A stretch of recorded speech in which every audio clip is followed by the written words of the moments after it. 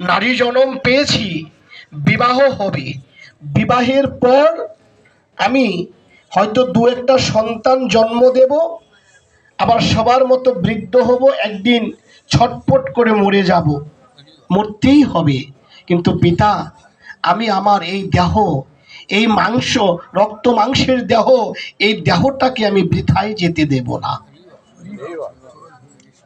আমি রাজকন্যা, আমি স্বর্ণের চামিচ মুখে দিয়ে জন্মগ্রহণ করেছি, আমার ভোগের আর শেষ নেই। তাই আমি আমার এই দেহ যৌবন, আমার এই দেহ ভালোবাসা, সমস্ত কিছু আমি এই জগতের পুরুষকে দেব না, আমি আমার প্রাণ গোবিন্দকে দেব। দেখেন কি সুন্দর কথা, আমরা এগুলো জানি না। ওই কেদার রাজের কন্যা বৃন্দা কি করলেন, তিনি বললেন যে আমি সাধনায় চলে যাব। এই যে গভীর জঙ্গল, এই বন, এই বনের মধ্যে গিয়ে আমি সাধনা করব, নারী জীবন সার্থকতা করব। কেদার রাজের কন্যা বৃন্দা এই গভীর বনের মধ্যে গিয়ে সাধনায় নিজেকে একবার নিয়োজিত করে এমন ভাবে সাধনা করলেন, কারণ মানুষ পারে না এমন কোনো কার্য নেই। মানুষ যেমন দুষ্টামি পারে, খারাপ কাজ করতে পারে, তেমনি ভালো কাজও করতে পারে, যদি তার কর্মটাকে সঠিকভাবে নিয়োজিত করে, তবে তার জীবন ধন্য হয়ে যায়, এই জগতে আসা সার্থকতা হয়।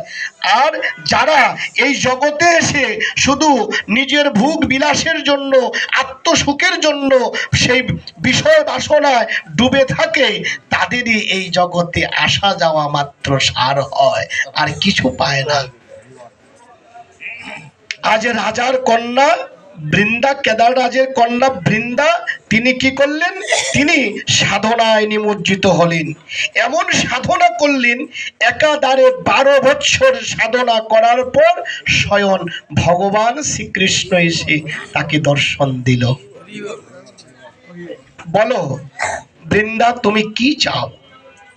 প্রভু, আমি যা চাই তা পাবো? বলে হ্যাঁ অবশ্যই, তুমি বলো কি চাও। তুমি যাহা চাইবে আজ আমি তোমাকে তাহাই দেব। তখন বলল বেশ, তাই যদি হয় প্রভু, আমি চাই আমার এই দেহের মধ্যে তোমার সেই নিত্য গোলক বৃন্দাবনে তুমি যা যা লীলা করেছো, আমার এই দেহের মধ্যে এই লীলার প্রকাশ হোক। এখানে একটা গান লিখেছেন মহাজন, তোমার শ্রীপাদ পদ্মে মজে থাকি, হরি আমার এ বাসনা। কি সুন্দর কথা, শুনে রাখেন। আমি নয়ন মুধে সদাই হেরি, বংশীধারী কেলে শোনা। তোমার শ্রীপাদ পদ্মে মজে থাকি, হরি আমার এ বাসনা। বাজায়ে কুল নাসার বাসি, হরি বল, বাজায়ে কুল নাসার বাসি, ব্রজের খেলা দয়াল খেলাও আসি। আমার এই দেহ হোক ব্রজের মাটি, প্রাণটি হোক মোর ব্রজাঙ্গনা। কি সুন্দর কথা, কারণ ব্রজাঙ্গনা ছাড়া, রাধারানী ছাড়া তো তুমি আসবে না। আমি রাধারানী কোথায় পাবো? আমার প্রাণটাই রাধারানী। বাজায়ে কুল নাসার বাসি, ব্রজের খেলা খেলাও আসি। আমার এই দেহ হোক ব্রজের মাটি, আমার এই দেহটা যেন ব্রজের মাটি হয়, আর প্রাণটি হোক ব্রজাঙ্গনা। তোমার শ্রীপাদ পদ্মে মজে থাকি, হরি আমার এ বাসনা। ওরে মন চূড়ারা খালির বেশে, আমার প্রাণের কাছে দাঁড়াও এসে। এই দেহ হোক কদম তলা, অশ্রুধারা হোক যমুনা। যেতে হবে না বৃন্দাবনে টাকা খরচ করে, বৃন্দাবন তো এখানেই আছে বাবা। মনচূড়া রাখালের বেশে প্রাণের কাছে দাঁড়াও এসে।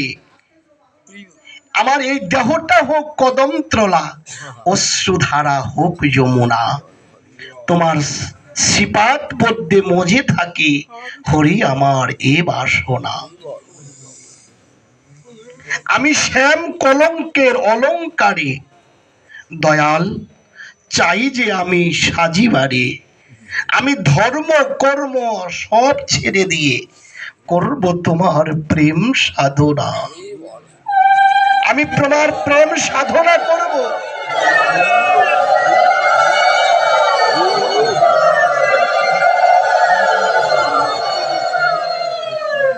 আমার ধর্মকর্ম সব ছেড়ে দিয়ে।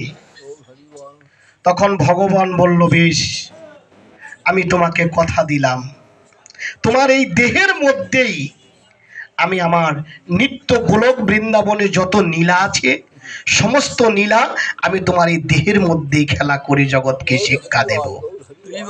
তখন ওই কেদার রাজের কন্যা বৃন্দার দেহটা সমস্ত বনের মধ্যে ভগবান মিশিয়ে দিয়ে নাম রাখলেন বৃন্দা থেকে বৃন্দাবন।